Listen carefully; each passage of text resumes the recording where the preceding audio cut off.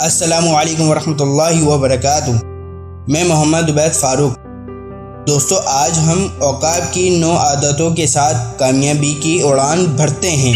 Number 1, एक मजबूत नुक्ता नज़र। औकाब अपने शिकार को 5 किलोमीटर नीचे तक देख सकते हैं और इनकी बिनाई दूसरे परिंदों की निस्बत बहुत तेज़ होती है। चुनांचे जब औकाब बुलंदियों से शिकार का पता लगाता है तो उस वक्त उसका फोकस तंग हो जाता है। फिर वो अपने ऊपर की तरफ बढ़ता है और हमला करने के लिए तेज़ी से आसमान से नीचे आता है। इसी तरह आपको एक वाज़ेह नुक्ता नज़र होना चाहिए और फिर अपने गोल्स को हासिल करने के लिए भरपूर मेहनत करनी चाहिए।